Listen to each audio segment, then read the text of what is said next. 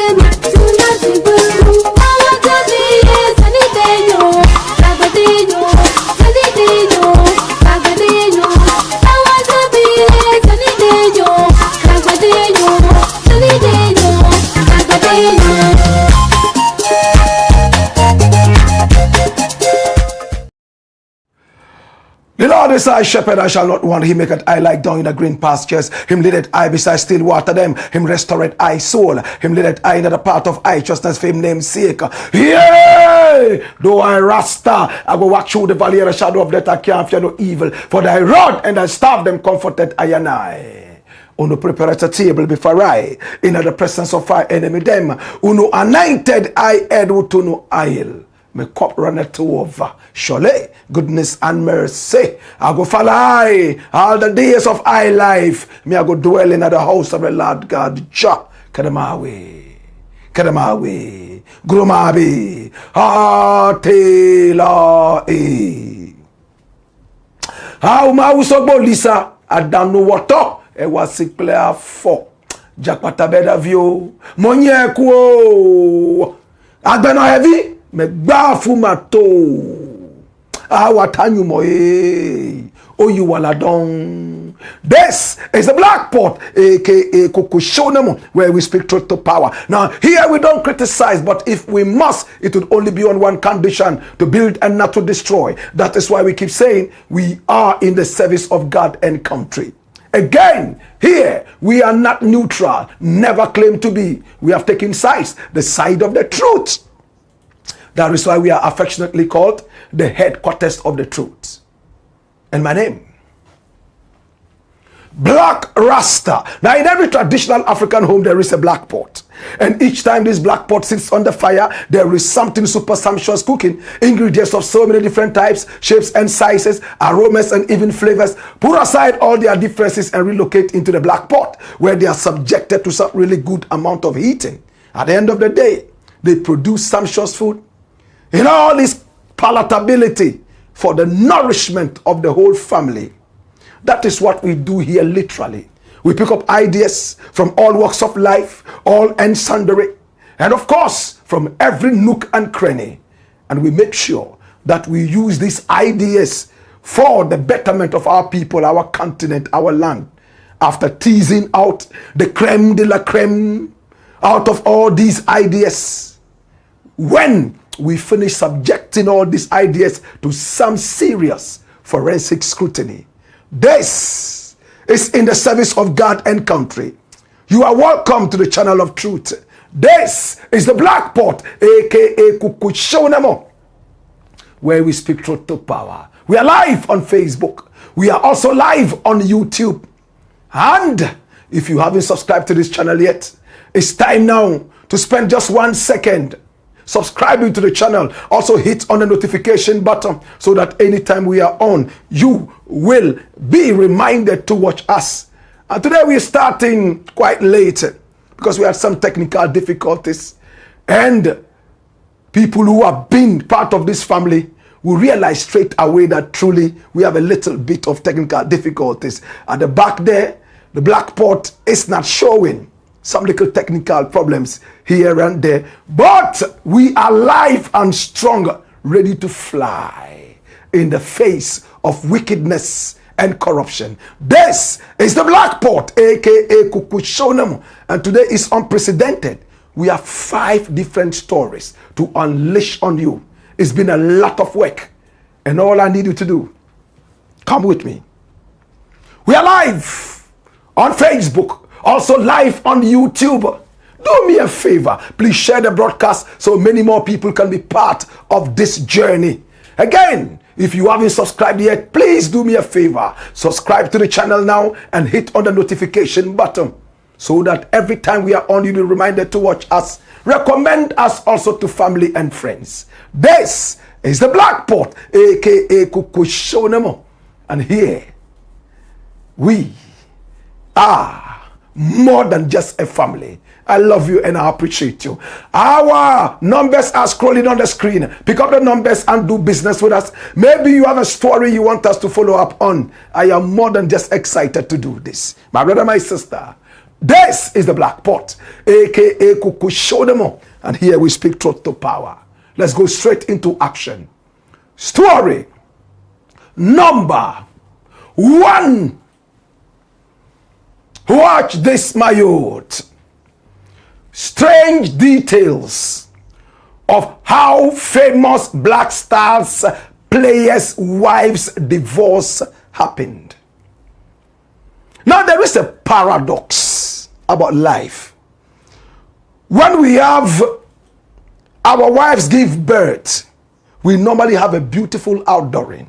Everybody comes to drink and dance, and we are happy. And when our family also has deaths and we are bereaved, we also come out, gather the whole family, and say that, you know what?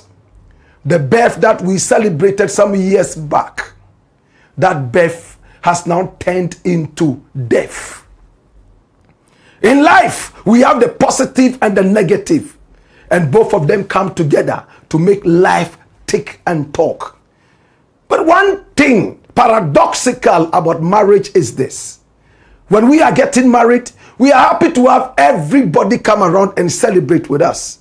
But when there is a divorce, even though the Bible says in the Old Testament that we should give a divorce certificate to our wives, I wonder how many of us do that. Do we come together and also say, you know what? We met here to celebrate a marriage, and today the marriage is no more. We want everybody to know that this marriage is gone. The lady is free, the man is free, and free young ladies and young men can now serve as their suitors. In fact, my brother, my sister, this is so paradoxical of marriage. We talk about the marriage itself and we are happy. But when the divorce comes, we don't have a divorce party. My brother, my sister, it's not in all cases that divorce is a curse. It's not in all cases that divorce is actually sad. In some cases, divorce is happy. When you are married and then you have one spouse taking advantage of the other, maybe at the end of it all, divorce is what would save us. Even though we all said for better or for worse. And people are still thinking about this thing called for better or for worse. My brother, my sister, today I'm taking you through yet another journey. A Black Stars player, Abdul Majid Waris, my brother, my sister, was born in Tamale. Oh my God. Yes, he was born in Tamale. He's about 34 years old now. And he went all the way to school, thinking that his future would be from the school. But later in life, he realized that he could play a lot of football, soccer. And he decided to take up that. The Real Dreams Academy picked him up, groomed him, and then he got a chance to fly all the way to England. And that was where his international football career started. Abdul Majid Waris, very handsome, eloquent, oh my God, and a beautiful striker when he's on the football pitch. Now, Majid, whilst he was playing, was also invited to play for his nation, the Black Stars. And here you see him donning the Black Stars jersey. Many people love to see him. And then, somewhere in 1997, he went out on Facebook and saw a very beautiful lady. And something started moving in his DNA. And he felt the vibe. He felt love in his heart. Who was this woman? Habiba Sinari. Habiba Sinari. Now, Habiba Sinari is a very beautiful actress. And there she is. She comes from the Sinari family. In fact, this pretty lady called Habiba Sinari is known by almost every movie goer in Ghana. She was born on the 22nd of January in 1997 at the 37 Military Hospital. She was born to Alhaji Abdul Basit as the father and to Hajia Mariama as the mother. In fact, she was that pretty even at birth. Now the interesting thing, though sad, is that when her mother was pregnant with her, the father was absent. And then on the day that she was going to give birth and was in labor, the father simply said, according to her, I am going on a journey and I can't follow you to the hospital. So mother went into labor on her own. No husband around. Husband had gone out, leaving the wife to take care of herself. From that time, when she was told this later in life, she didn't really like the father too much. The relationship was not too good.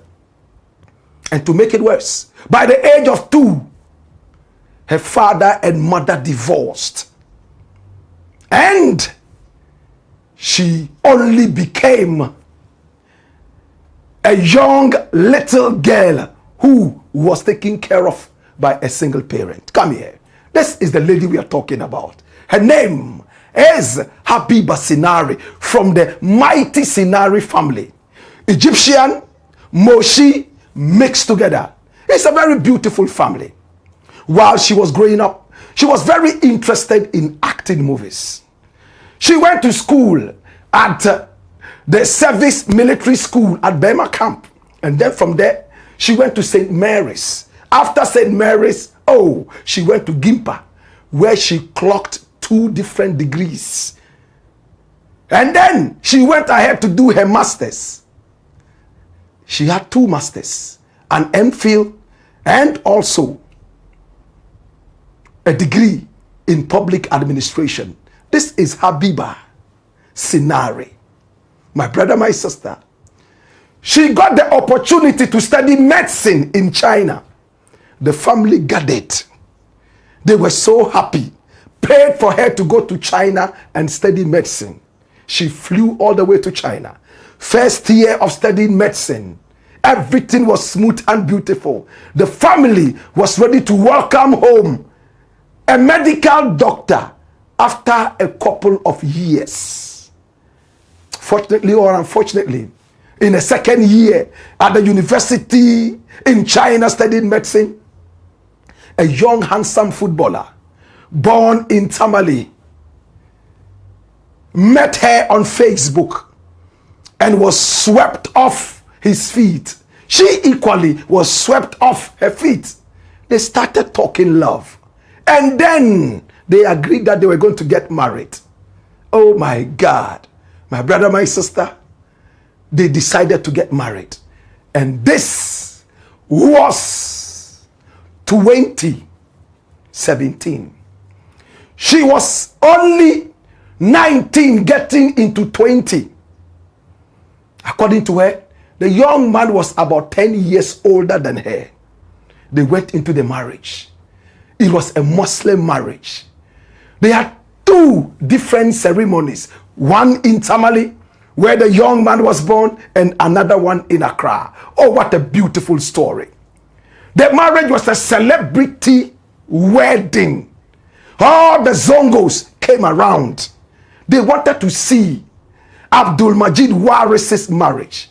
All the other young girls who wanted her to have a very beautiful wedding came around and they danced their hearts out. This was the wedding. And to cap it, Chief Imam himself was there to bless the marriage. Oh my God. But right after the marriage, right after the party, when everybody went away, things started becoming bad. Come here. What happened? They shared photographs on social media. It looked like everything was good. But the young lady all of a sudden became pregnant. And when she became pregnant, oh my God, the young man was happy. But in her pregnancy, she was going through a lot. When I spoke with her, she told me, Blakk Rasta, oh my God, it was like I was a stranger.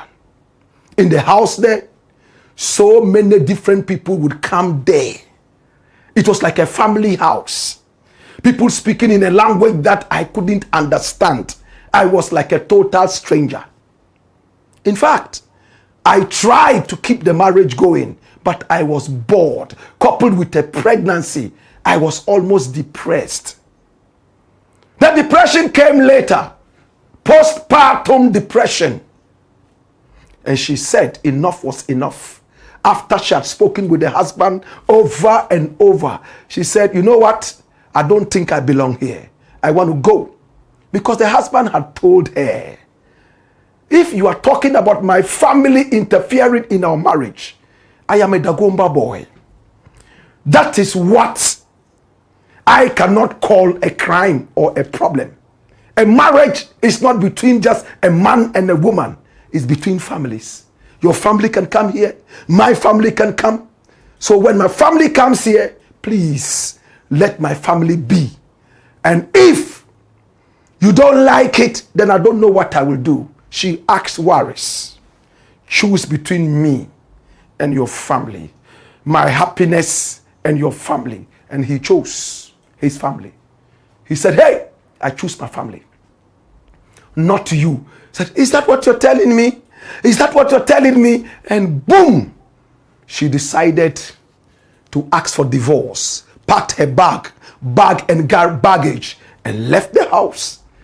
The family decided to come together to sort things out. But in her own words, they already wanted me out because I knew too much. You know what they did? They said that, oh, let her go. She would come back. After all, this was a wealthy guy who was playing in some of the very good teams abroad and was earning some good cash. Let her go. She will come back. So she left with the baby. She didn't come back. The first month, second month, and this marriage lasted about 1 year. Married in 2017, by 2018, the marriage was already history. And Habiba Sinari took the child away, nursing the child. But this is where the story gets so sweet. Come here! My brother, my sister, this is the story of Abdul Majid Waris, Ghanaian footballer who played for the Black Stars. And we're hoping that he will come back and play for the Black Stars again because he still has the skills. He plays in Cyprus. He plays for a team called, let me try and remember the name. What's the name? I'm trying to remember the name. It's a team in Cyprus. It's like Anotosis. Anotosis, that's the name. Yes. So, after some time, Waris probably felt lonely and felt that despite everything, I still need my wife. So he went on to speak to his wife. And wifey said, you know what? The divorce was so bad. Both families knew if we are coming back, then we have to bring the families again. In her own words, he was too proud to do that. And the marriage stayed where it was. My brother, my sister. But she didn't end there. As I keep saying, it is not every divorce story that is that sad. It might be sad because the two couldn't live together. But sometimes, what originally was not brought together, we don't have to be too sad that it didn't stay together. My brother, my sister, it was a celebrity wedding. Big and huge. My brother, my sister, can I tell you more? Habiba Sinari, right after the divorce, looked at herself and said, you know what? I have lost out on the medical school in China. Everything is gone. Can I just do something else? Maybe she wanted to be like her auntie in the family. How many of us remember Kalsum Sinari? There was a certain commercial she was on. And I'm talking about Benjilo. Benjilo, so much gloves in those days. Slim. She was an actress and she also married a footballer. Which footballer did she marry? Do we all remember the Black Stars footballer called Tony Bafo, who used to ply his trade in Germany? Maybe she wanted to be like Kalsum Sinari. But when she realized that it wasn't working, she ran to the media.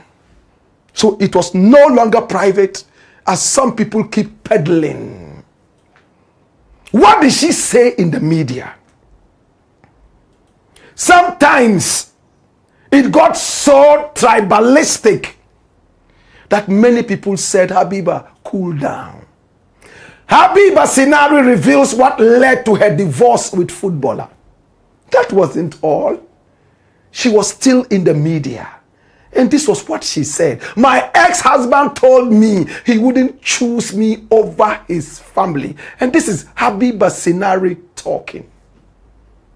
Whoever wanted to hear her story, she told it. She was so young, 19 years old. She got into the marriage, maybe not too much experience. And she couldn't take it when members of the family, 6, 7, 8, could come without warning and be in the house and speak a language she couldn't understand. So she said she would never advise anybody to marry from that ethnic group. I don't want to mention the name of the ethnic group. And people from the ethnic group came at her in the media, throwing all kinds of innuendos. And it looked like her life had come to an end. She lost out on medical school in China. She was able to grab 2 masters. My brother, my sister, today as we speak, she got married again. Habiba Sinari is married to a Ghanaian Nigerian. Ejuku. Ghanaian actress Habiba Sinari wears US-based media executive Ajegu Akiju. That's the name. And how did this story come about? She told me exclusively how the whole thing happened. It's a lengthy interview, but I've cut it into about 2 minutes. Less than 2 minutes. So you would hear what she told me. What did she say? She started by telling me how she met Waris and how they came together to marry and the problems she had in the family and how she met her new man and they got married. I have more. Watch this. So you and Waris met. How did you meet? Oh, on social media. He messaged me on social media and trying to introduce himself to me. I don't even know. It just happened, but it was on social media. He started it. And you exchanged numbers? Yes. And he actually just said he wants to marry me. That's it. Did the families try to sit together to fix the marriage? Yeah, they tried, but not to fix. It's like more of an explanation. But when they realized I knew too much and there was no way this girl will come back, they said, "Oh, I should go. I'll come back." That kind of. Who said that? His family or your family? His family. Like, oh, there you go. You come back. And after you left, you were not talking. He didn't call. You didn't call. He did. He called. He tried to get back after the thing had escalated. He was being arrogant about it, and so when the thing escalated, that's when he was trying to lure me again on the side to come back. And I kept on saying, no, it's a family thing. If you want to come and get it right, you have to come rightfully. With the family. So that when you do that, they can give you conditions and you can really, abide by them because you didn't pick me up from the gutters. And I can't have you put me in a home where you claim is my home, but everybody literally lives there. Visitors come from the north without calling. Your mom brings 6, 7 people to come and sleep there, and there's very much cook for everybody and do like everything was just not making sense. I see. How did you meet him? Yeah, he was basically my friend. He had projects I worked on, and he just happened to put me on a lot of projects because I was Muslim and he was Muslim too. And he actually thought I was married. He didn't cross boundaries. And one time, he was thanking me for being on a project, and it just one thing led to the other. And that's when he realized I was not married. And he just said to me, if I want to get married to you, would you agree? Wow. So that was it. It just happened. Oh, beautiful. So that was about her new husband. After this one fell apart, in about a year, she moved on, met a guy who was putting her on so many projects. And according to her, because he's Muslim and I'm Muslim, so we're gelling so much. And he thought I was married. Because of that, he never crossed the bounds. Then later, when he got to hear that I was not married, he asked if I could marry him. And I jumped on board. And this is the marriage. My brother, my sister, she lives in the US. And because of the citizenship of this guy, her son with Waris has also become an American citizen. The child was born in 2018. So the son is 7 years old. We won't go into some of the personal, very personal issues. But she has another child. A few weeks ago, she put to bed. In fact, when we were speaking, all of a sudden the baby started to cry. And I had to let her go to breastfeed the baby whilst I held on, and she returned to talk to me. What is the moral of this story? Come here. It is not in all cases that bad news is truly bad news. Sometimes it is a platform for you, a springboard for you to jump into other things. Now, Waris is doing so well with his football. He is also blessed. By now, he might probably be saying, you know what? I'm sure we were not meant for each other. He might also be moving on. I do not believe in for better or for worse. If there's a problem in the marriage that can be fatal, I won't sit in that marriage and wait for a gunshot to travel through my brains before I advise myself. And I don't advise any woman or any man to allow himself or herself to go through a certain mantra called for better or for worse. Now, the most interesting part of the story is here.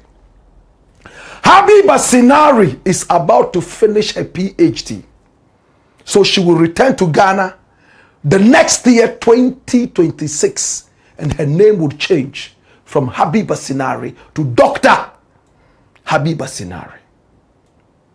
My brother, my sister, after she went to service military school, and then she went to St. Mary's and to Gimpa, she went all the way to study at a university that is called Livingston International University of Tourism and Excellence Business Management. It's a long name.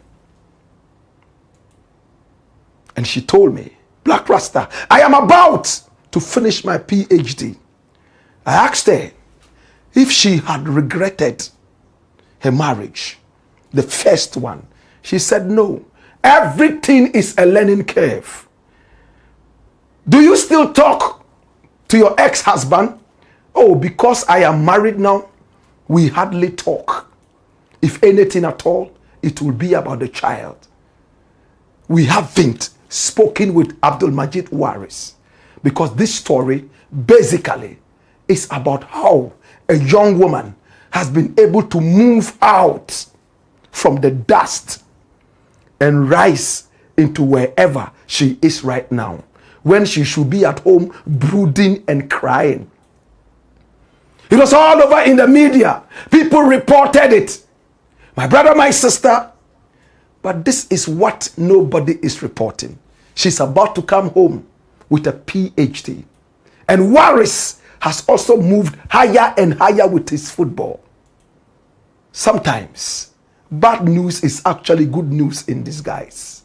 We don't support divorce, but where it is most necessary, where fatalities could come out of a certain union, we gladly will support it. It's the Black Pot, aka Kukushonamo.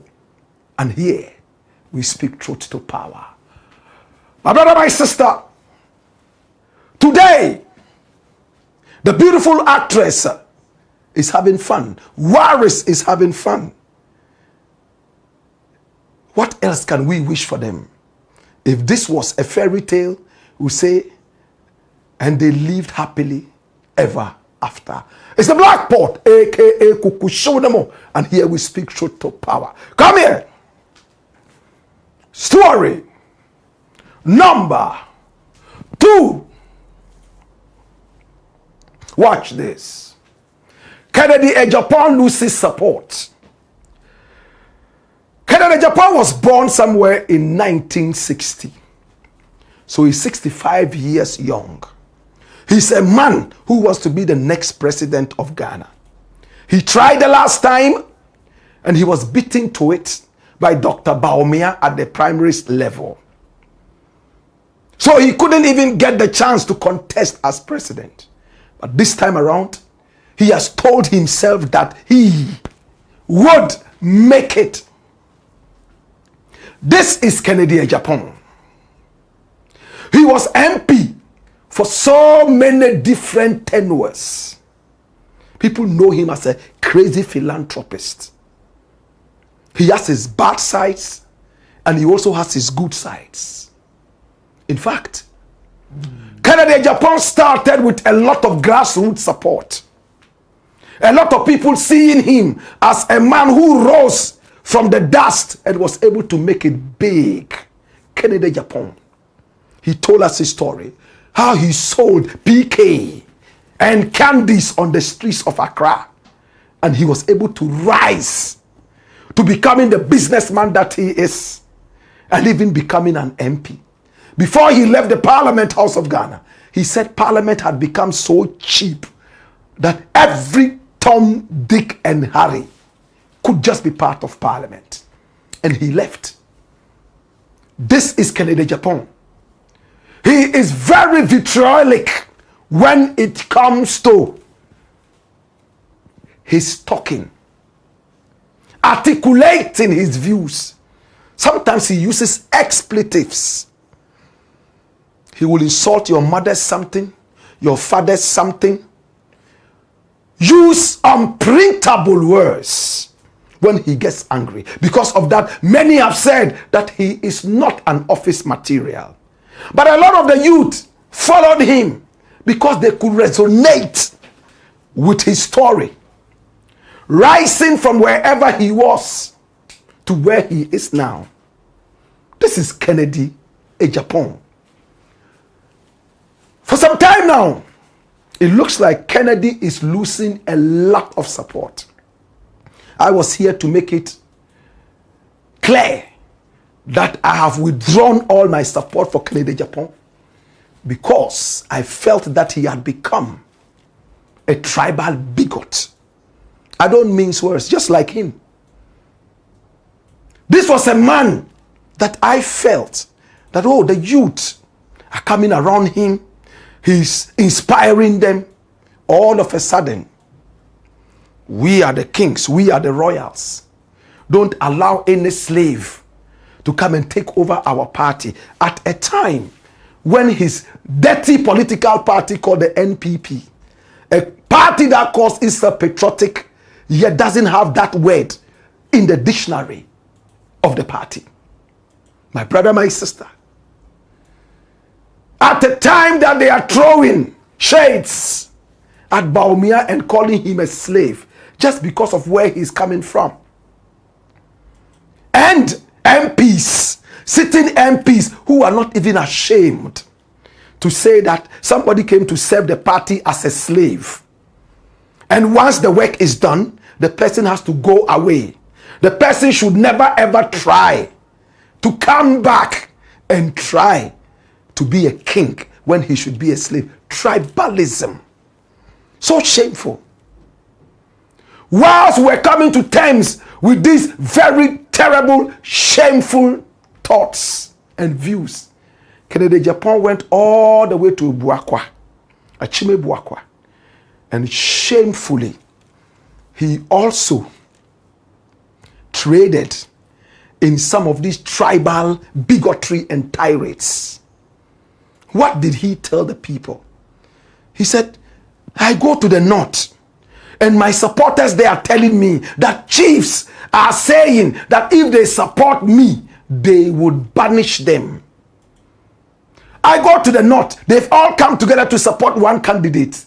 You are my people. We are the royals. Why can't you come together and support me too? You should be doing that. Or else you will remain slaves forever. And those who were supposed to be slaves would become kings over you. When I saw that tape, and we played it here, I was so disappointed that I ever gave this man my thoughts that, oh, he would help the youth at least. I don't want his party to ever come into power. No. It's a party that is beyond dirty. Nana Addo should be in jail, rotting up in his old age for what he has done to our country. Cathedral. Look at the number of thieves and alleged armed robbers, from national security all the way down to messengers. Everyone was stealing at the blind side of this irresponsible president.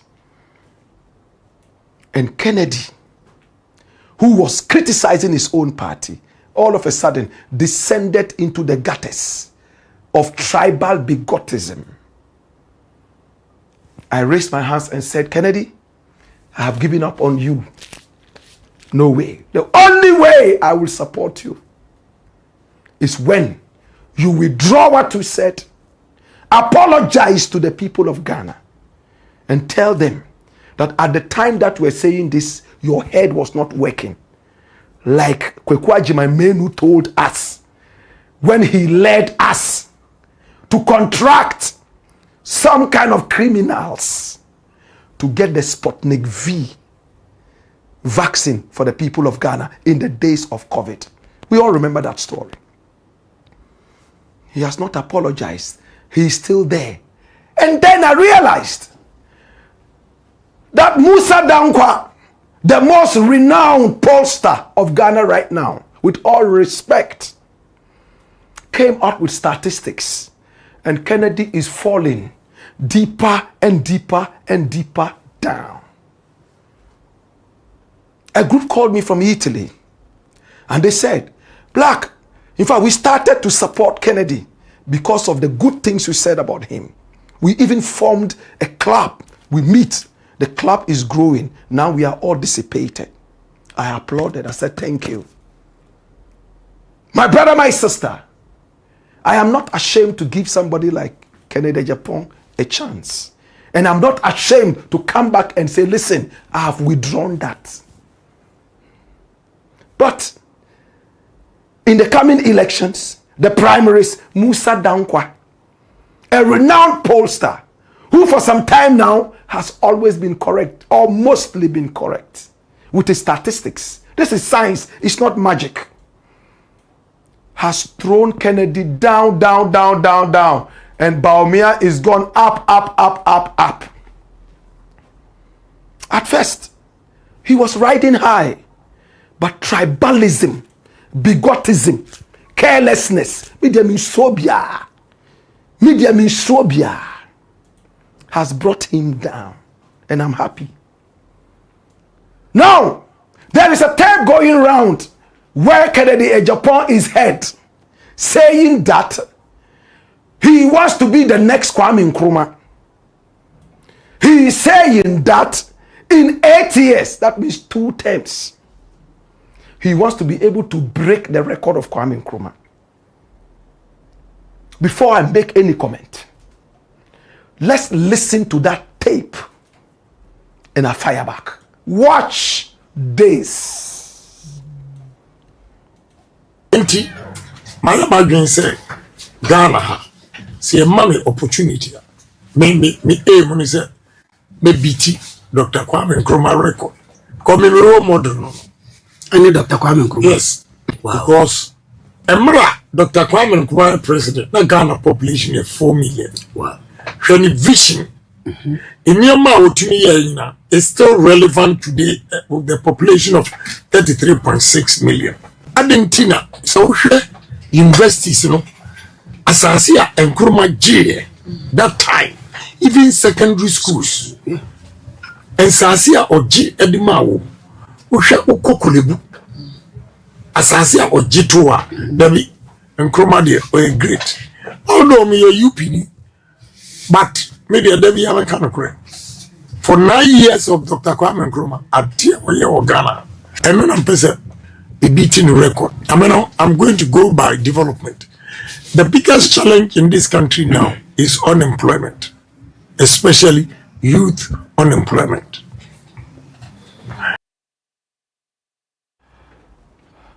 Well, my brother, my sister, well spoken. I love Kwame Nkrumah. Even though I'm from the UP tradition, those who hated Nkrumah, vilified Nkrumah, chased him out of this nation, I stand alone because he was such a great visionary. How can you be Kwame Nkrumah as a tribal bigot? How? How can you beat Kwame Nkrumah's record when you are engaged in tribal tirades that you are refusing to apologize for? Kwame Nkrumah, listen, went round to bring the airways to come and join this country called Ghana. At the time, Ashanti Kingdom was saying that they didn't want to be part of Ghana. He said, Ashanti Kingdom said, no, this land, we want to even call it Akan land. Nkrumah said, oh, Dabi. The Ashanti Kingdom said, no, ya tiahu. Bafo ya wakoto in the palace of the Asante Hine. Didn't want to see any other ethnic group join. My brother, my sister, Nkrumah went all the way to the Volta region, begged the Voltarians to come out of Togoland. Leave them. Mumbra, this is your land. Toby, Amega, Hoho, come. They said, you don't know the trouble you are drawing us into. We don't want to be part of any tribal state. Jakpatabeda vio, monye kuo. Nkrumah begged and begged. Using SS Alassani, he drew this man to the northern region and salvaged them from another state, part of Togoland. Volta, the Airways, the Northerners, they were part of the Volta. Nkrumah said, Dabi, we are one people. Come, forget about Yatiahu. Come together. And he brought all of them together. And you know what Nkrumah did? He banned all tribal parties. No tribalism in Ghana. No religiousness in politics. You can't have the Muslim Brotherhood Party or Christian Fellowship Party, Hare Krishna, Hare Party. No, that was what Nkrumah did. He brought all of us together. Today, if we are enjoying the beauty of all the ethnic groups in Ghana coming together, entertaining us with so many different cultures, is because of Kwame Nkrumah.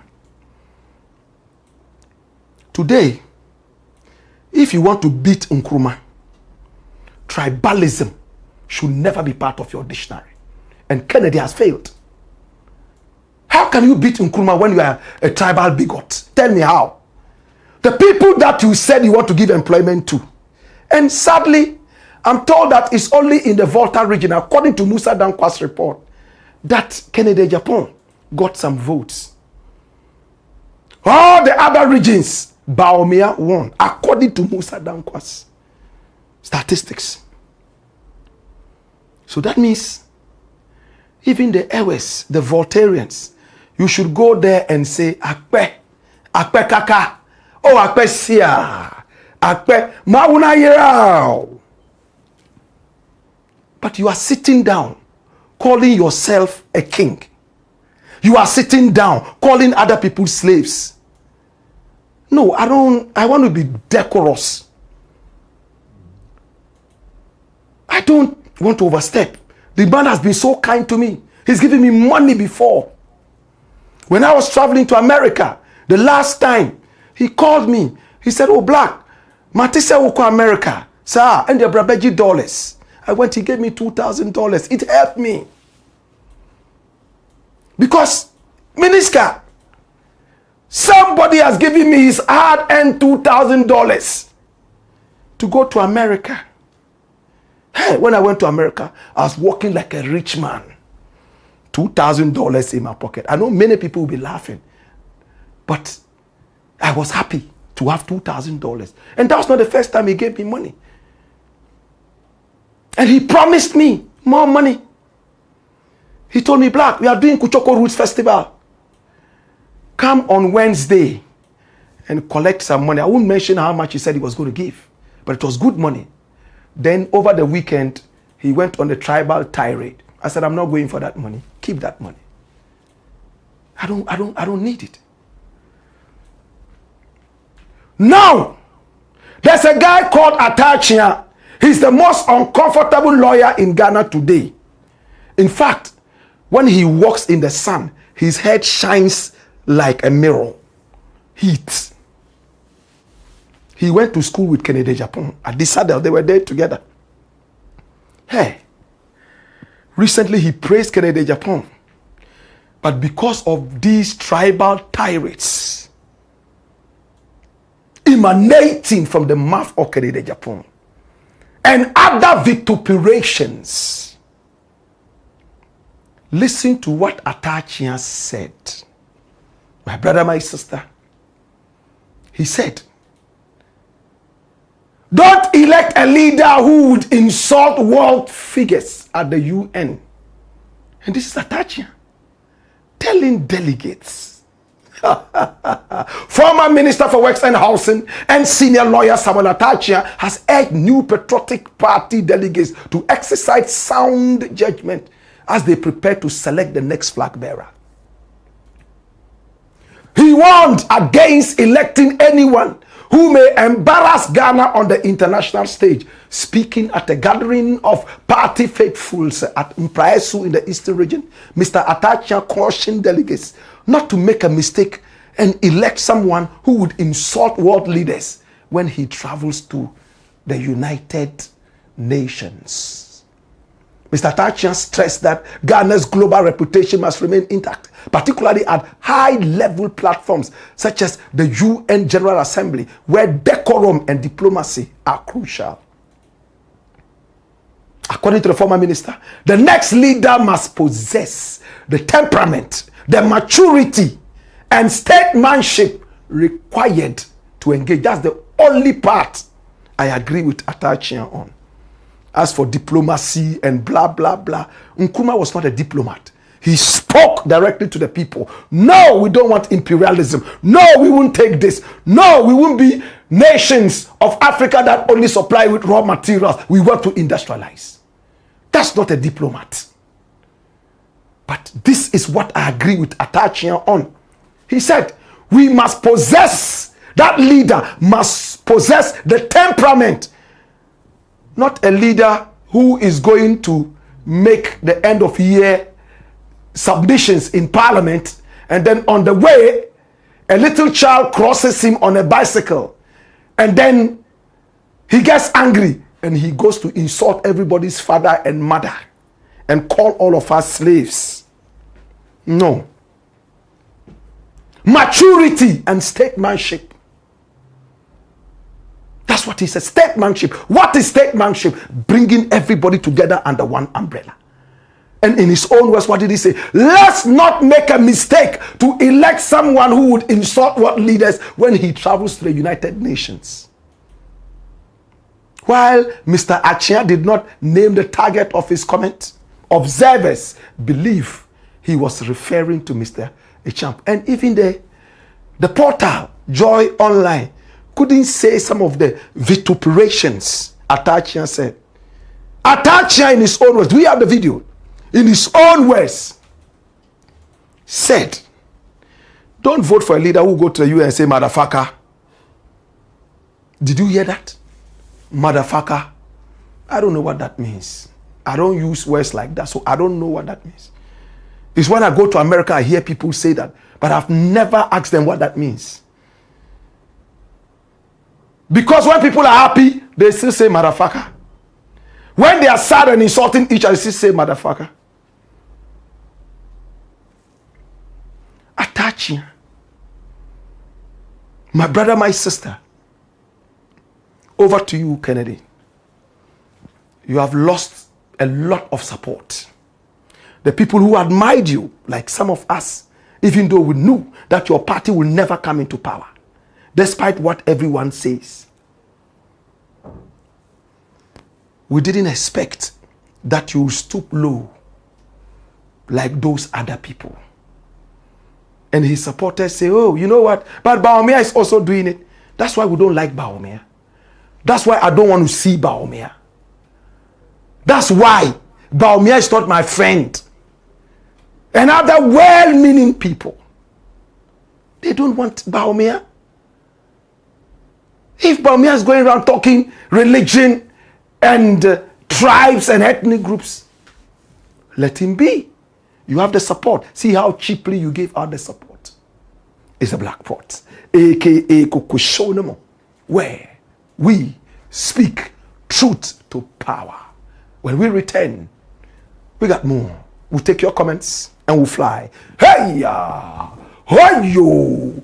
Woyo!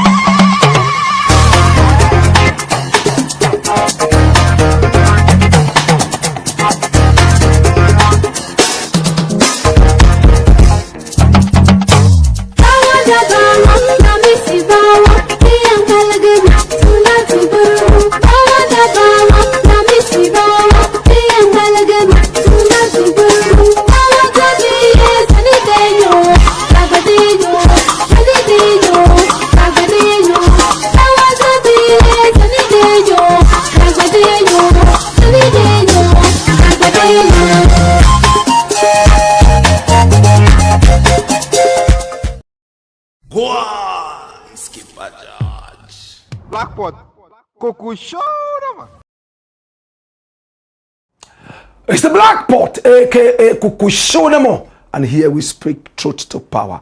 I apologize for, the technical difficulties. The screen at the back went off all of a sudden. We tried to bring it back to life. It will not work.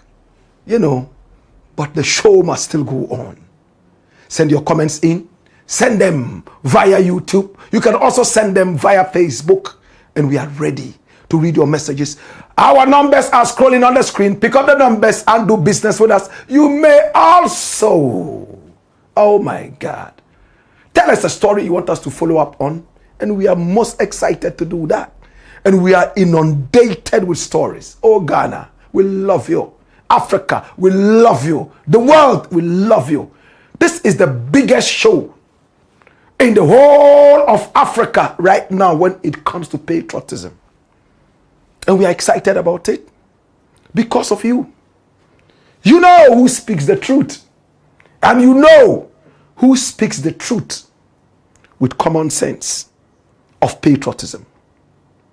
My brother, my sister, you know who will not take a penny from politicians, and you know who will stand by Ghana in rain or shine.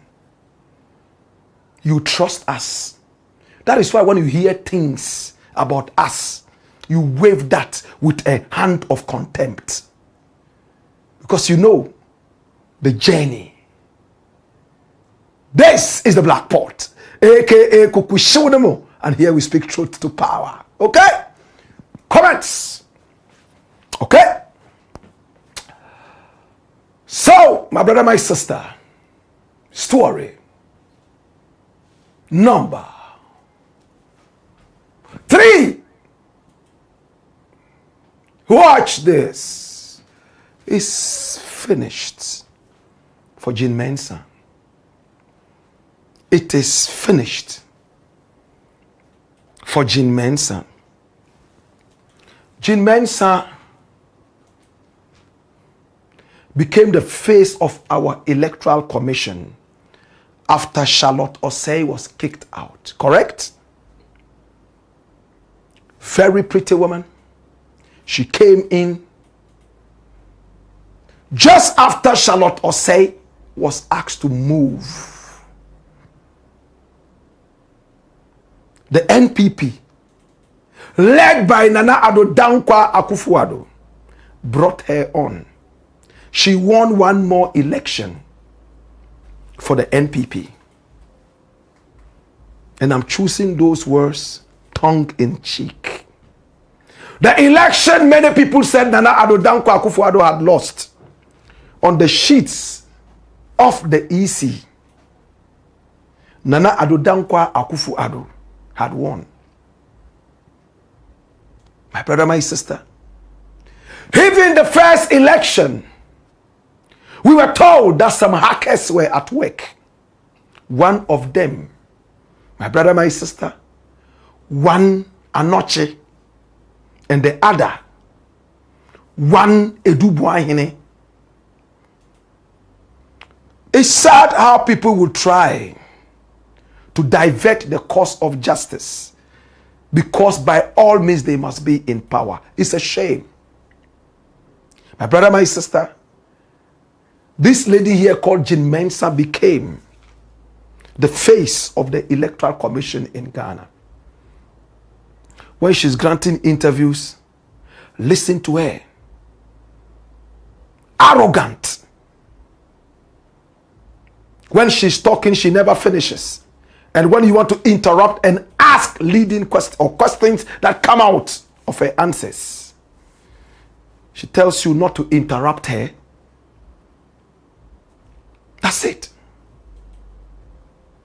When she goes out there to grant interviews, from her body language, you could see that this is a woman who is so full of herself. Those kind of women say, oh, they say it's a men's world. We will show them that we can do better than men. That in itself is not a problem. But when you rub it into people's eyes, that is where the problem is. Shutting anybody down who wants to ask so that it doesn't become a monologue in an interview. No, she wouldn't take it. You have to allow her to speak and speak and speak and speak. She gets tired. And when she keeps quiet, you can ask the next question. You don't have a conversation. You are having a monologue. This is Charlotte Osei. Now, my brother, my sister, somebody from the EC has gone all the way to write a petition to the president. And they want to see her out. John Mahama petitioned to remove EC chairperson Jean Mensah and 3 deputies from office for alleged misbehavior and incompetence. EC staff petitions President Mahama to remove chairperson Jean Mensah, deputies, and this is from UTV. This is from GH1. EC staff petition President Mahama to remove Jean Mensah and her 2 deputies. So one says 3 deputies, this one says 2 deputies. Whatever it is, Jean Mensah is the constant. This is Jean Mensah. We know who did it. But because of the petition, Article 146, what is in that petition? We can't reveal before the president sees it, according to the Constitution and the procedure you have to follow, stipulated in Article 146, as we are told by the lawyers. But a few things have generally leaked. What are those things? Number 1, cronyism. What does it mean to say cronyism? She's been able to bring people around her who are bootlicking, who are saying, yes, madam, yes, madam, yes, sir, yes, sir. And encourage all these yes men and yes women around her. If you don't say, yes, madam, you are out, frustrated. Cronyism. The second one is incompetence. 2 very important things have come out of this. And it looks like Jean Mensah will not stay. Chief Justice is gone. She was also fingered in some of these terrible things. She got a bulletproof car from Eduboahin and his gang of thieves.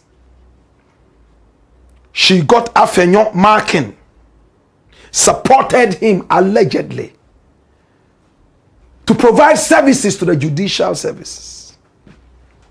And he got personal money into his pocket, as told to us by lawyer Tadio Sori. In fact, CJ Tokono was one of the most, I don't want to use that word. My brother, my sister, Tokono also surrounded herself with cronies. Eduboahin and his boys were giving her security in courts. Afenyo Markin, as we were told, could just get favors, unprecedented favors, right in the face of Tokono. Something that takes 10 days to be done in 2 hours, with the influence and the supervision of Tokono. A whole Supreme Court panel could sit to be able to achieve a certain political ambition and goal.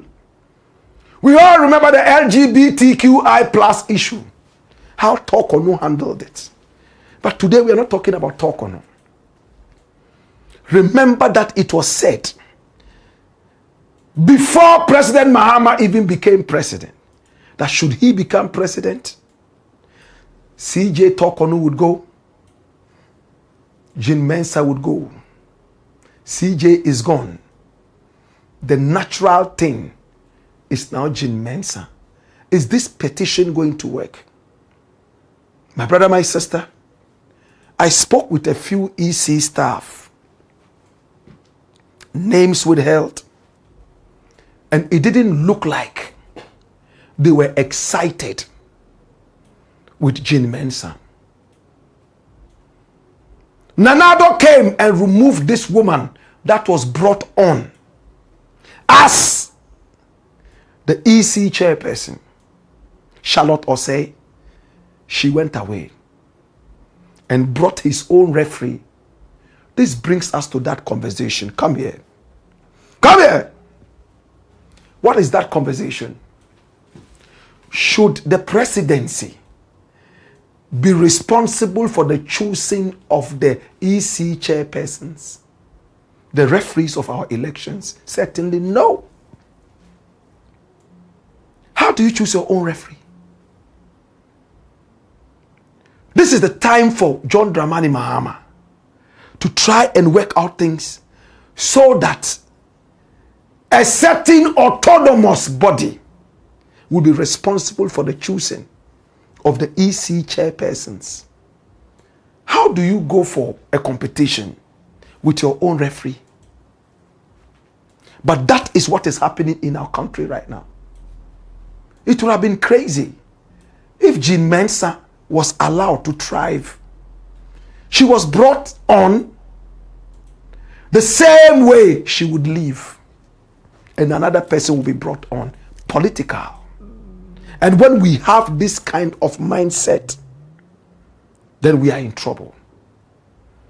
After Jean Mensah, probably the next person would be the special prosecutor, because people are already clamoring.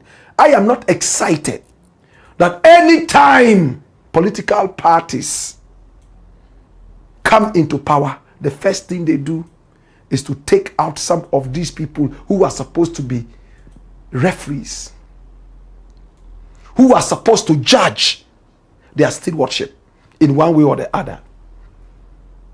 It's time to have autonomous bodies that select some of these people, that the presidency would never have a hand to take them out.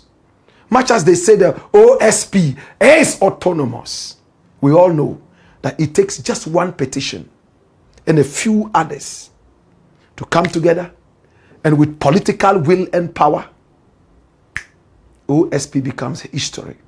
Our own OSP said the whole office sat down and watched helplessly as two people, a man and his deputy, Ken Oforiatta and Alkore, left the nation. And there were people of interest in our country who were fingered for some office malfeasance and malpractice. To Jean Mensah, no tears for you. You were excited when you were brought on. You jubilated. Abaya di botechino. Enwa na yedi boba. But it's time for Mahama to change the narrative. It's not an achievement to select and appoint the EC chairperson. In fact, for me, even the Chief Justice should not be selected by the president. No. We should have an autonomous body that can do all these things, so that the Chief Justice will not remain loyal to the president, but to the state. How many people think Blakk RASTA is making sense? We have had these conversations over the years, but it looks like politicians are so greedy and self-centered. They want people they can manipulate like puppets. Jean Mensah, the same way you came in, that's the same way another one would come in, removing you, is the Black Pot, aka Koko Shodemo. And here we speak truth to power. When we return, we will be reading your messages and picking up a lot of information from you. But let's pick up another story. Very interesting story. Story number 4. Watch this. Prayers go up for jail-bound WONTUMI. Hey! Chairman WONTUMI is this guy you see here, the Ashanti Regional Chairman of the NPP. This guy here treated people like slaves. He was so disrespectful to people just because he had some money. He allegedly ordered his miners without any license to go into a forest reserve called the Nimri Forest Reserve to mine, because his president was in power and he was the president of their World Bank. the emperor, the king. This is Chairman Wontumi. Very little education, very little common sense, but he desecrated our forest reserves, destroyed our flora and fauna, and made personal gain out of this. We saw him on TV showing how much gold he had been able to get from the forest. This is Chairman Wontumi. He has no respect for anybody. All he has respect for is money. This is Chairman Wontumi. Many people have said that the case in court might put him in jail for 15 years or more. He's been going to court. It looks like his own instincts are telling him that, Erade, I'm about to go in. It looks like his own instincts are telling him that, Chairman, you will spend the next 15 years in jail. So he arrived in court, and then there was a man who was seemingly praying for him. Praying in tongues. He prayed and prayed before Chairman Wontumi came down from the vehicle. And when he did, he now walked off with his legal counsel. Let's see, my brother, my sister, what would come out of that prayer. My brother, my sister, a man held his hand, prayed, and the video is awash on social media. Prayed and prayed for Chairman Wontumi. And after that, he came down and walked away. My brother, many people have spoken about this. Chairman Wontumi, does he need prayer or common sense? Which one does he need? At the time, you were throwing your weight around, calling yourself chairman, the emperor of the Ashanti region, to the chagrin of the king of Ashanti. You didn't know that what you were doing was wrong? Or have you just realized it? My brother, my sister, Chairman Wontumi was probably the most hated soul in the NPP. He flaunted his illegal wealth and he spoke by heart. He spoke ill of the former president then, who is now president. Everyone deserves prayer. Maybe he's a changed soul. This is what Ghanaians don't want to hear. Maybe he has just repented and become born again. And he wants to give his life to Christ because there is a pastor there praying for him.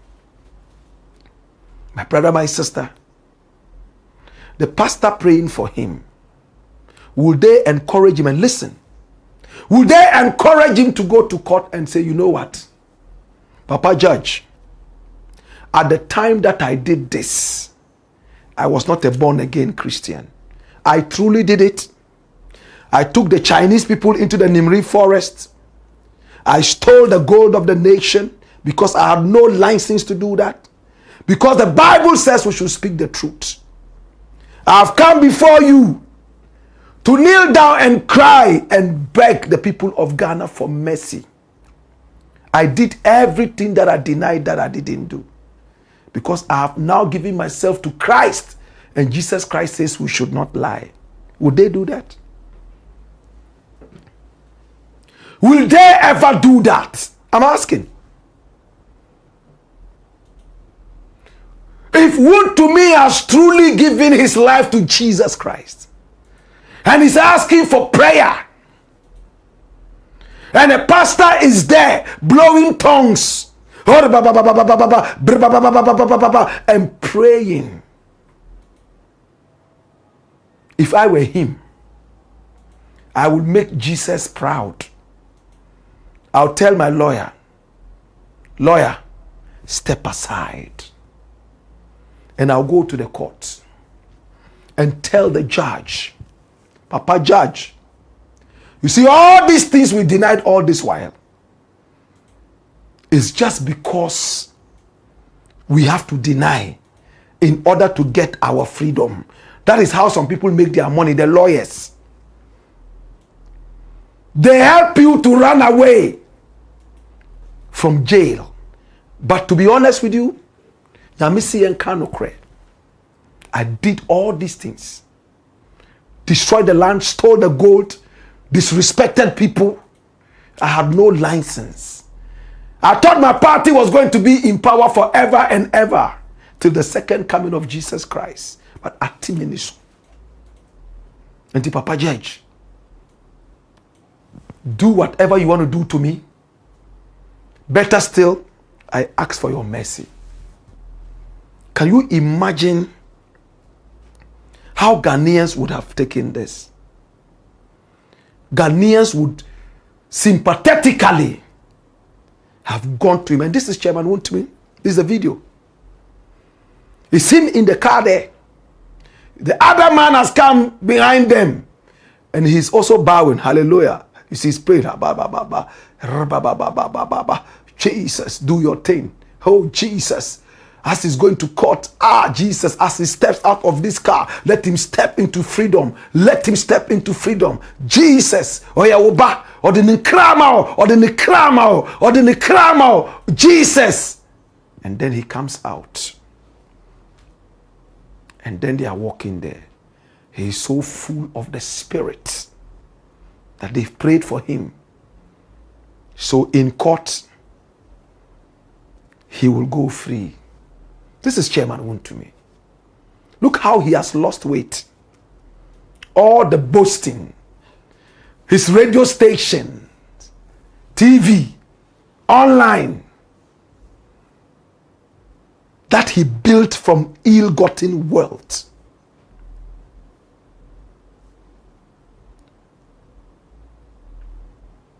So they are praying for him. Will you pray for him? Yes, I will pray for him. But my prayer is that if he's guilty, may he go in there for the maximum amount of years. If he changes in prison, we'll give him clemency. But for now, he must suffer for destroying our land and stealing from us. Is the Black Pot, aka Kukushonemo, where we speak truth to power.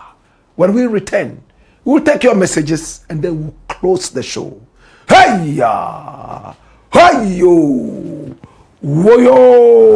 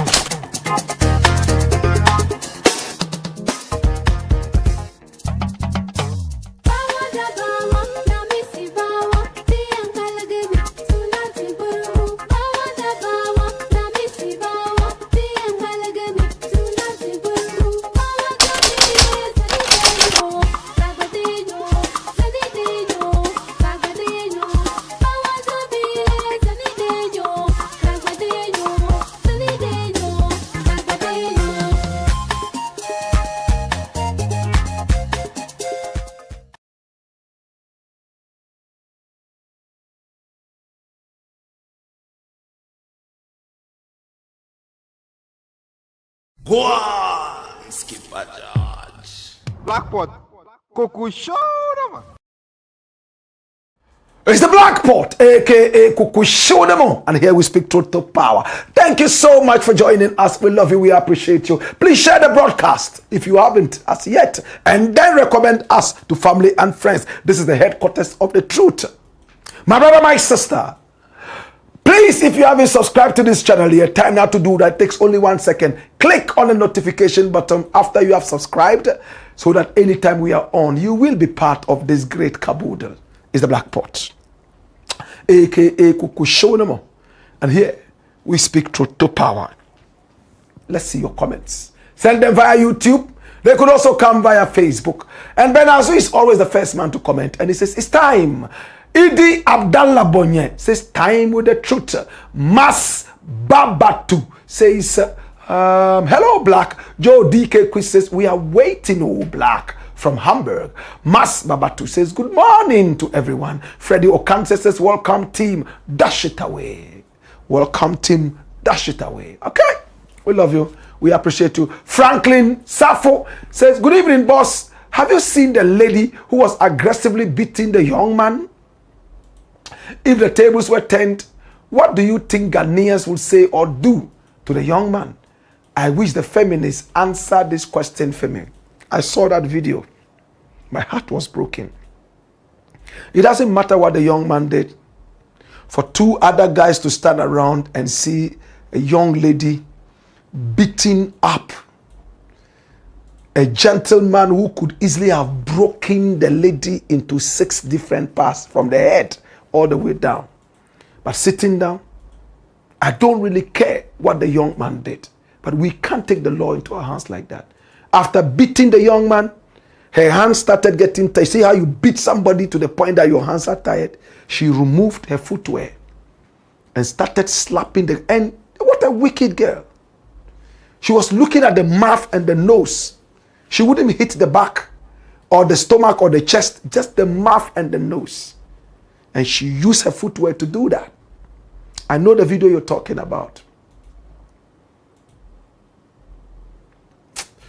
It's heartbreaking, man. Isa Jesus says, hello, Black Rasta. Good evening to you and your team. Keep the good work for Mother Ghana. We really appreciate what you and the team are doing to make Ghana, our country, great. King Faisal says, good evening. Hello, members. Move of fire, Black Rasta. Isaac Ayete says, always with the truth. Indeed. Okay. More comments coming in. All right. You can send them via Facebook. Let them also come via YouTube. And we're ready to read them. Ras Okokofi Sunmoon says, greetings, King of Kukusho. More fire. Elike Mensa says, hello, Blakk. Good evening to you. Jack, keep you safe. Always continue your good work. The youths are watching massively. Yes, I mean, it's the biggest network right now when it comes to current affairs, patriotism. We specialize in patriotism, that's all. And Pan-Africanism. That's it. We don't do politics. We've left it for our other brothers. We don't do politics. You know that, right? King Faisal said, keep the fire blazing, Black Rasta. Abubakar J. Osman says, welcome, Blakk. It's another great day to eat something sweet for the Blackpot. We appreciate you. Oh, gosh.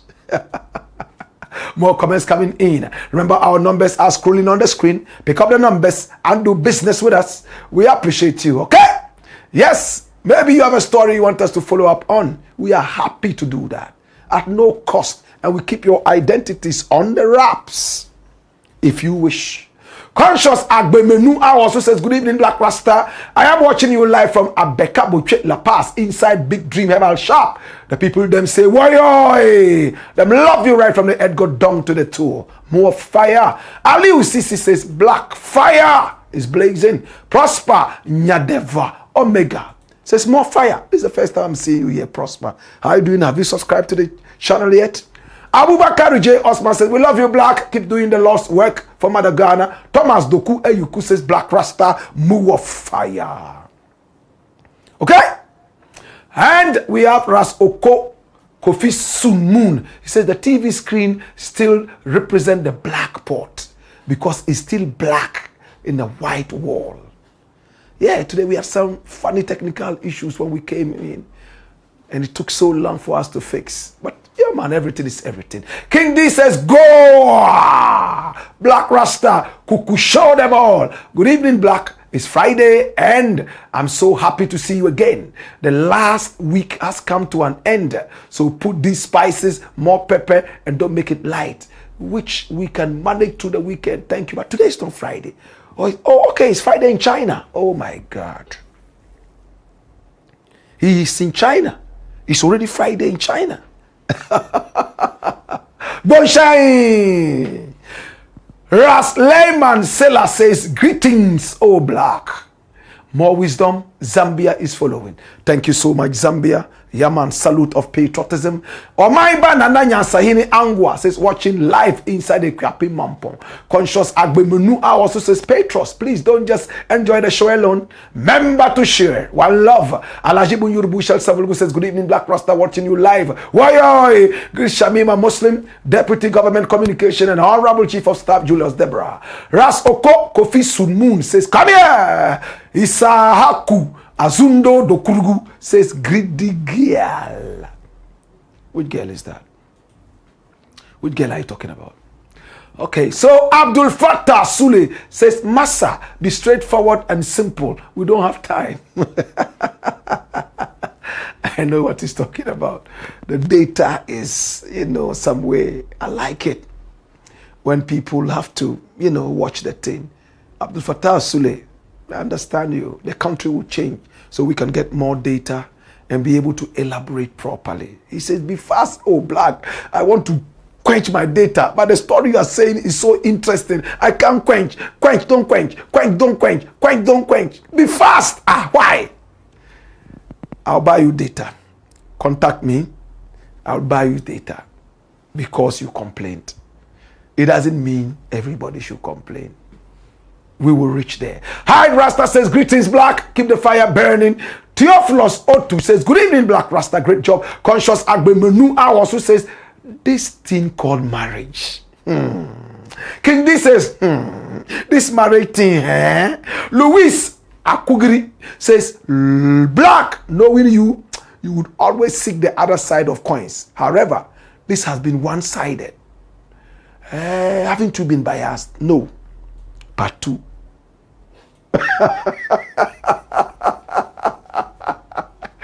And again, we just wanted to look at the very bright side of how the girl rose. Anything we have to clarify would just have to be about, things that she said, people were coming in. And Majid never really denied it. He said, that's my culture, that's my tradition. Families visit. I don't think that she said anything that we had to go to Majid and ask for clarification. No, that's her story. She didn't vilify Majid. She just said people were coming in, and Majid never really denied it. So you see, so we good. Rap Thunder says, welcome, legendary Blakk. And then, who else is here? KKN says, job bless. And then Johnson says, the great professor of our time. More blessing to you and your team. Thank you so much. We appreciate you. Regina Adole. Hey, Regina, where have you been all this while? Good evening, Blakk Rasta. Welcome. Rudolph Basigiyim says, Wayoy. Yao Adobo says, bonjour, mon historien. On est déjà présent dans la classe. Rien que la patrie. Que le Tout-Puissant vous protège. Those of you who don't understand French, check it out and translate it. Or should I just translate? Because of your data. Let me be quick. Bonsoir, good evening, my historian. On est déjà présent dans la classe. We are already present in class. Rien que la patrie, nothing but our country. Que le Tout-Puissant vous protège. May all the power protect you. All the strength to you. You see, Ken Colley says he's praying for us. And Big Mose says people should know that religious bigotry is a serious sin. Africa and Kasano, we are like sheep following those cheap prophets blindly without scrutinizing what they say will do. Ken Colley says, hello family, share the broadcast. Emmanuel Ania says today's show is packed. interesting stories. Wow. Please share the stories. Later we're going to cut each story and share them. Please share them. Share them. Let more people, I mean, when I walk up in town and people approach me and say, yo, you know, here, Blakk Rasta, we saw this. Malams are talking. Bishops are talking. It's interesting, man. We are going somewhere because of you. Keep sharing. Keep sharing. We shall take the power from the hands of the wicked people and give it to the ghetto people who care about the nation. Yeah? Emmanuel Ania says, I always say marriage is a big loss to men, especially this generation. Okay? That's your opinion, and you're entitled to it. Solomon Ajete says, fire! My darling T says, finally a stubborn student. I have joined the life again. Oh, darling. Please, we miss you. Don't leave us. Please, subscribe. Solomon Ajete says, fire! And Sadat Larry says, my dear brother Blakk Rasta, a.k.a. Kuku, show them all. Sweet Papito says, Amaraba Rasta, suddenly speak truth to power. Hey, come here. Woyoy. Sweet Papito says, come here. You think say you day wise. And Sadat Larry is back. He says, we love you, brother. And may Allah prolong your life as we love you, Blakk Rasta. Thank you. Samuel Sunday Adedokun says, I salute you, Blakk Rasta, man of patriotism, more fire, and Ken Colley says, fire. Desmond Setudo says, you are right. About what? Aponicosia. Aponicosia is what? Is that where Warris place? Aponicosia? I like the name Aponicosia. Okay. It sounds to me, honestly, when I saw Aponicosia, it's almost like Aponcha Akodikose. That is, you know, when you hear something, then something comes. Okay. Who is this? Empty says, hello, patriotism ambassador. Rap Thunder says, legendary. I really trust and believe in you so much. I saw one of your videos when you were performing Chief President to Nana Akufo-Addo. I'm so proud of you. God bless you, legendary. Hey, Asembeba, Wasembeba, Blakk Rasta, the Asembeba, Asembeba, Asembeba. That's how the song goes, right? Big Moses says modernization has negatively affected all the African values we cherished most in Africa. A Ghanaian cab driver stabbed in New York, USA. And this is Emmanuel Warai talking. Please send us the story. We'll follow it up and see what I want.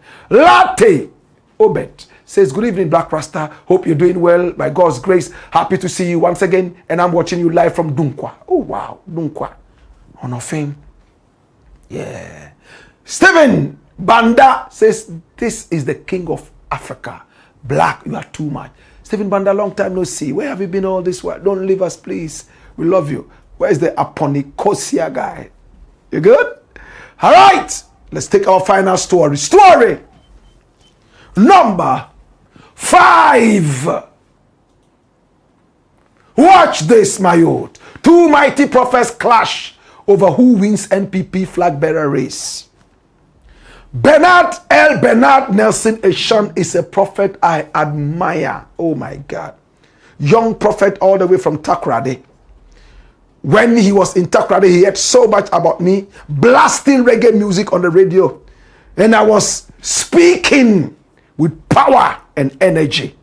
He never believed that one day I will call him and say, hey, prophet, I hear you are a prophet, and I would like to come and ask you a few questions about what this whole thing about prophecy is. I was on a journey, and somebody recommended him to me. So I called him, and when I mentioned my name, he said, Oyawa, the same Takoradi Blakk Rasta na. And I say, enyo. And I say, hey, musuo mpachomreba. And then the phone went off. And I called back. He didn't answer. Then he called back. Say, hey, sure there, Oyawa. I said, oh yes. Bernard. On a more serious note, he was really shocked that I called him. And then he asked me to come to his church.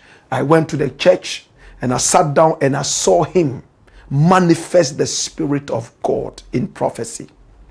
This man can tell you when your great grandfather, 10th generation, was born, his name, all the way down.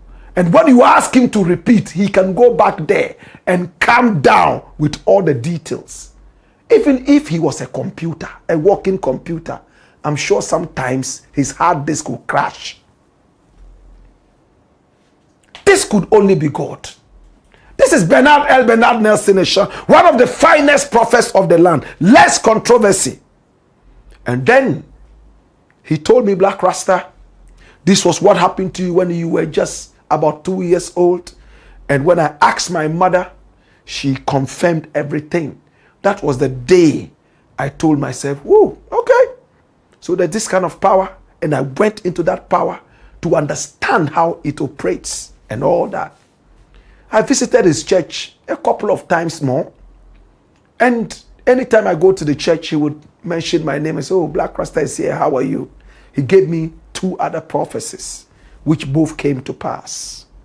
My brother, my sister, this prophet here is presently in the United States. The first time he has flown outside Africa, he's gone there to preach.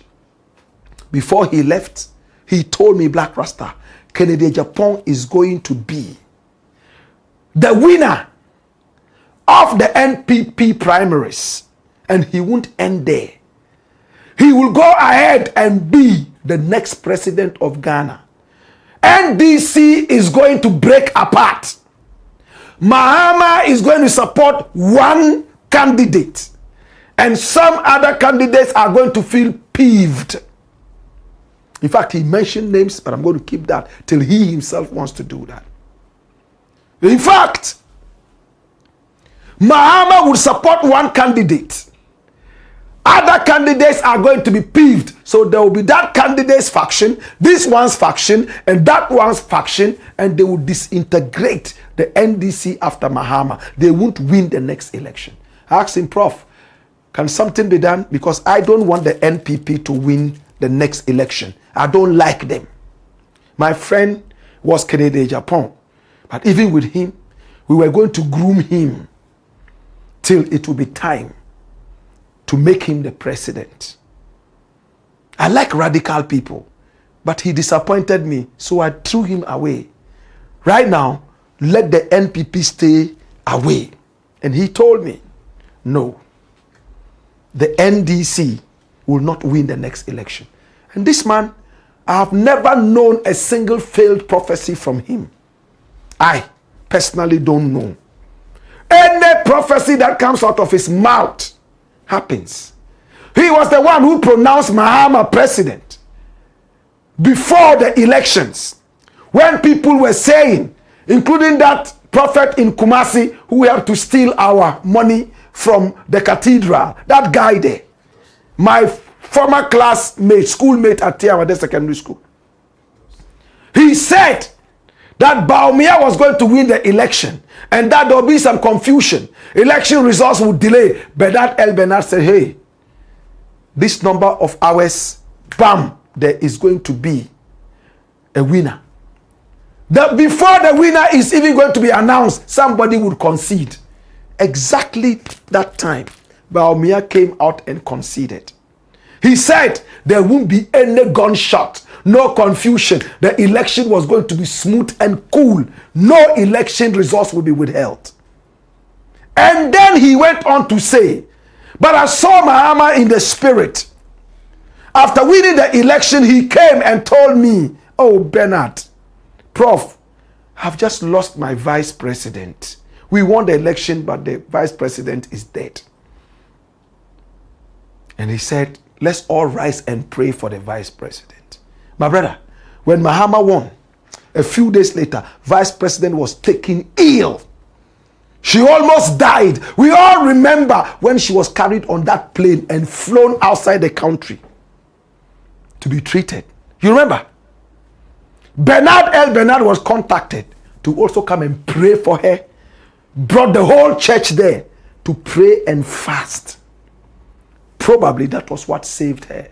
But it was clear that she was dying. This is Bernard L. Bernard. He said, the next president of Ghana is Kennedy AGYAPONG. And let me tell you something I shouldn't be telling you. When I was still friends with Kennedy AGYAPONG, till 5-6 days back, when our friendship fell apart,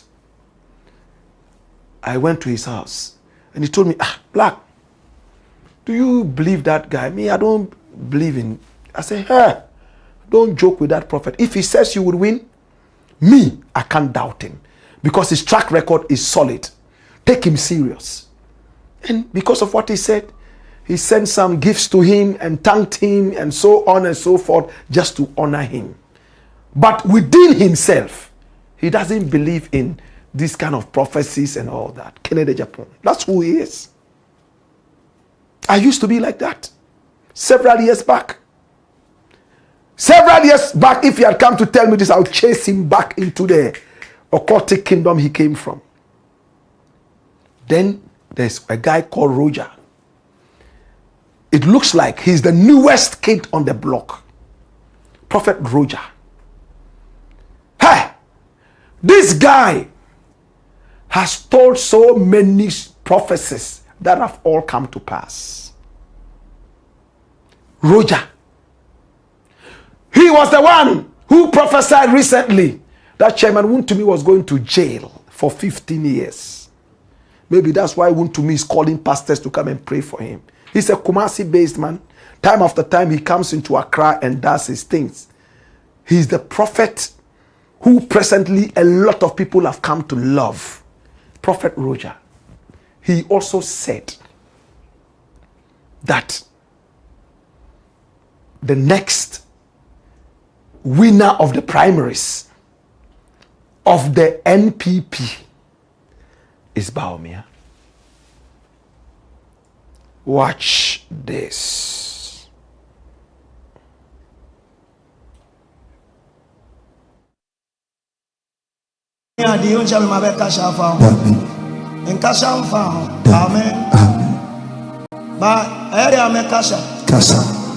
Because Bawumia no jubilate. Okay. And that is it. Okay. Wow, no, some can say among commission.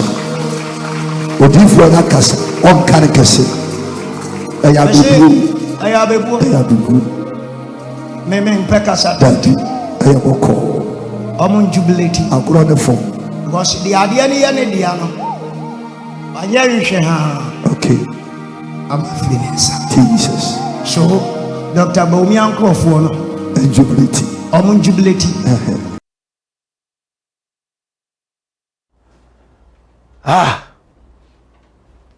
Prophet Roger, do you believe in prophecy? Do you not believe in prophecy? My brother, my sister, if you put the two prophets, I will go for Bernard L. Bernard because I've known him for so long and his track record, I know. I said he prophesies to you from the 10th generation. In fact, I want the history of my grandfather, who was a policeman. The police people in Ghana are not able to tell me that from their archives. Maybe I should see him to tell me the history. I have seen him manifest power. But I respect the two prophets. I am glad that it's not one way. One man says, this man, it is Bawumia. The other man says, no, this man is Kennedy AGYAPONG. But what is science saying? You know, science is also a religion, Scientology. Science says, according to Musa Dankwa's statistics, Bawumia is the next winner of the primaries. And his ratings went high just after Kennedy started talking tribes and religion. I'm glad that he's been punished so that we will learn from that. Who carries the day? Is it Prophet Bernard L. Bernard or Roger? Prophet Roger. Is it Bawumia or is it Kennedy. And Prophet Roger, only talked about the primaries. He said that Bawumia would win. But Prophet Bernard L. Bernard said, Kennedy would not only win the primaries, he would also win the presidency. And his vice president shall be Naatoshi, another woman who doesn't have an intelligent face. You know that some people, you see their face and you know that these people are not intelligent. That's Naatoshi. I'm not insulting her. When you read novels, me, I'm a literature student, English literature. I know how to describe people. You say, oh, she was a woman who had no intelligence. Rather than saying that, you will say that she didn't have an intelligent face. There are some people you see and you know that these people, they are dumb. They are not smart, just by the look. Naatoshi is one of those. And we have given reasons why. She doesn't talk intelligently. She is another tribal bigot like Kennedy Japan. And these are the two people who are going to win and become the leaders of the nation according to Bernard L. Bernard. I may not be in this country. Kennedy, I'll give him another chance if he apologizes and swallows back the words. It's the Black Pot, aka Kukushodemo. And here we speak truth to power. Shall we look at your final words and we are done? Come here. It's been a long day, isn't it? Ibra Kadabra says those who are not comfortable with the style of Black Rasta should go to other places because some of us enjoy the style. Assalamu alaikum. Oh, they enjoy it. It's just the data.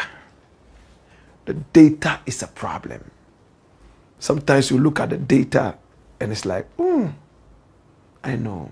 If they had data, they want me to come and say, hey, back. Within 2 minutes, it's done. No, this is a class. We need to take you through so you understand it properly. Please, take it easy. Bunny Abraham says, I love Kennedy Japan. May he win and shame some people. Okay. King D says, win for what?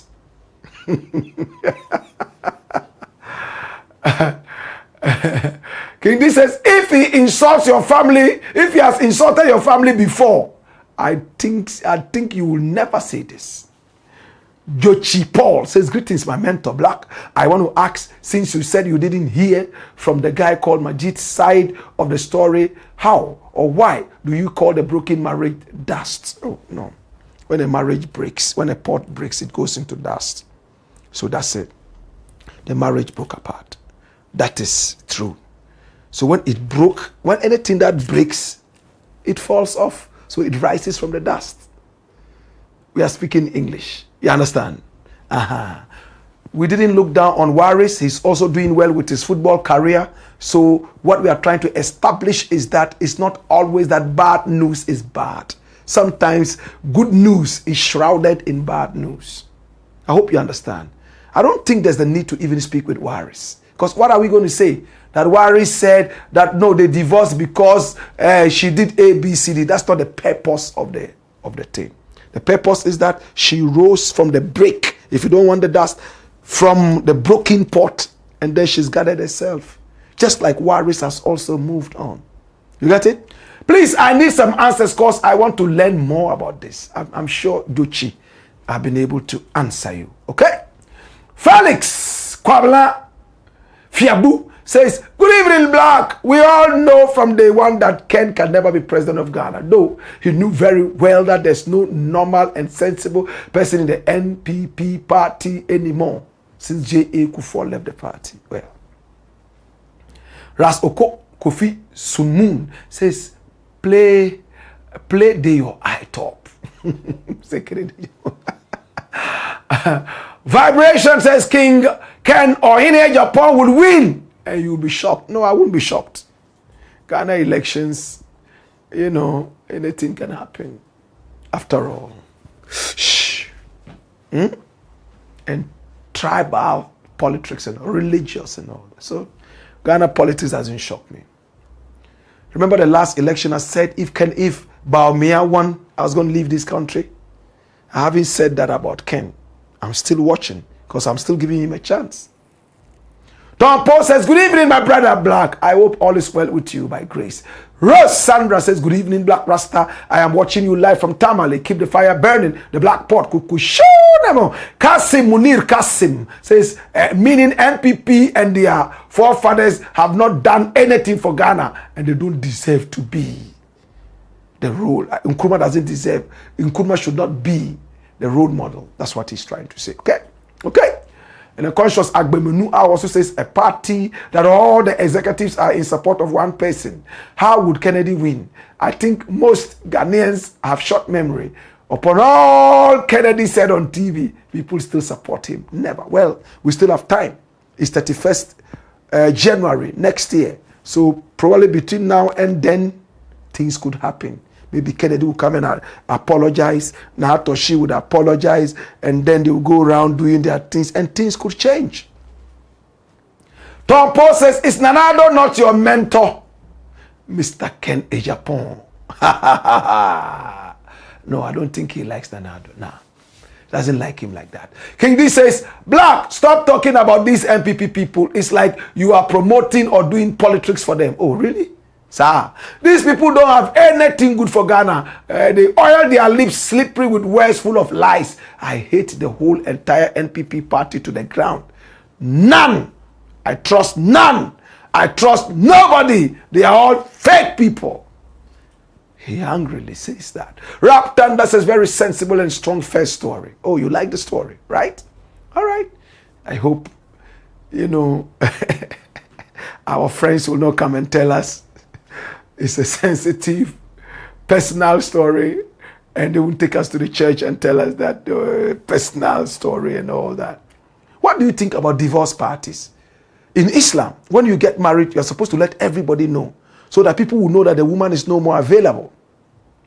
The woman, the man there is still available. He still has 3 choices.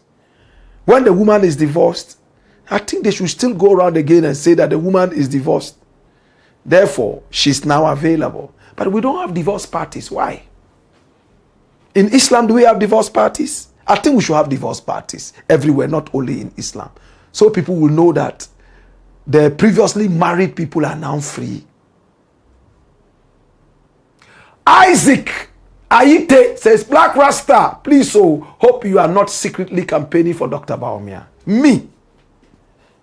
The way you have talked, I'm angry. I want to stop the show. But who? What are you talking about? Have you been watching the show? Isaac Aite?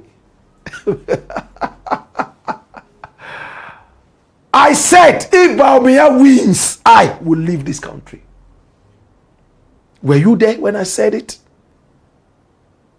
Baumia hasn't convinced me yet that he's a changed man. He's a mate. Raskaba says, Assalamu alaikum, my big brother Blakk Rasta. Fire! Says the black pot with Blakk Rasta himself. Allah, no size cry. Johnson Levi says, but Blakk, Kennedy said, there are some northern MPs who are doing tribal politics. That's why he retaliated. We don't want a president who retaliates. That's the point I'm making. When the northern MPs were doing it, what did we do? We chastised them and said, get out of here. And we supported Kennedy against Baumia because we're doing the bad thing. If a man slaps you and the teacher says, come here, because you slapped this man, I'm going to give you 5 canes. Bah, bah, bah, bah, 5. And on your way, you also slap this person. What have you achieved? Mustafa Mohammed says, Blakk Rasta, watching you live from Italy. More fire, please. Story of Nnamdi Kanu. Okay? Raskaba. And today, Nigeria. Oh, my God. Atta Achia himself is a suspect and he needs to be investigated and jailed. Give us the evidence so we deal with it. Ghanaian Face said, Blakk Rasta, there is no single person in the MPP who is principled and sincere. Just look at how the party is dismantled because each person in that party is a boss of his own or her own. They don't submit to the authority of the party. So how can that party be disciplined in government? They were going to suspend that guy, Bono, secretary or the chairman. He was saying, me, obi wontumi gya me fi pato. Me, he says he's educated, yet when you listen to how he even pronounced some words, you say, what kind of education did this guy get? Did he go to Mampele Kusa secondary or what? School chair in Canada, Japan, and you are speaking as if they just dug you from a grave. Jesus. Mas Babatu says, big up yourself, Blakk. Tompo says, I call your program the patriotic show of all time. Add that. Thank you, my brother. Okay? And Gilbert Tay says, Honorable Canada Japan is the one we are looking forward to lead this country, a fearless and bold leader who openly exposes wrongs in both his party and opposition party just for his interest, for Ghana first agenda. We know him truly, and his character is that which can never arrest his own corrupt party people, because he has a lot of records to do such without fear of favor when he becomes a leader. That's why some top officials of his party keep fighting his way to power. We really need Ken now, where Ghana is. Okay? What do you think about the tribal bigotry as well? You've written something beautiful. Tribal bigotry. What do you say about that? And then this is Kamshina Zaid, say Black Rasta more fire. Philip Yao Domejo says, when Kennedy is calling some people slaves in our motherland Ghana, he also is a #1 slave. He neglected his own Volta region to another region where he grew up, like Afenyo Market. Well, Ghana is Ghana. We can go anywhere and then become citizens, right? Good citizens. King D says, Master, go and sleep. Kennedy will never be president. That's for King D. Conscious Agbemenua also says, Blakk, when the speakers are blazing with your vibes in front of my herbal shop, the people passing by are asking, is that not Black Rasta? Man, you are famous for your good works. God bless.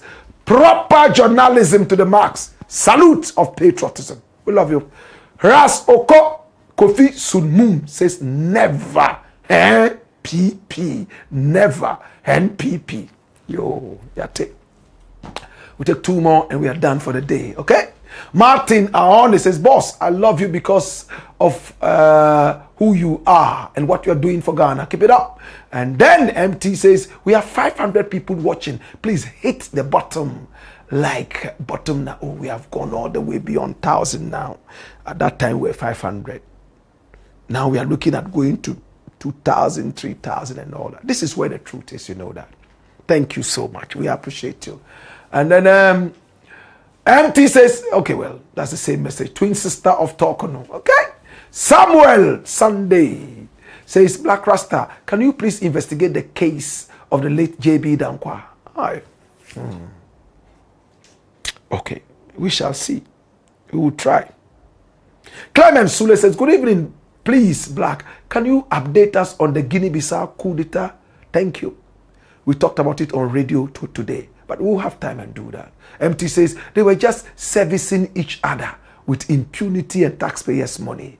And he says, I think the Constitution Review Committee must do the work. Iwakba Force says we must stop politicizing the office of the Electoral Commission in Ghana. I like that. The party is becoming cancerous.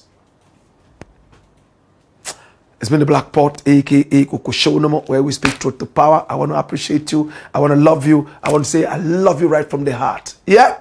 Thank you so much. We apologize for that dark screen at the back. It has outlived its usefulness. So we're going to give it out for scraps. And the next time we come back, we would have finished with the funeral. And divorce party is done so well. We'll bring a new one. Please, we apologize for that. In the interim, it's been the Black Pot, aka Kokoshonomo, and here we speak truth to power. We catch you again tomorrow. We have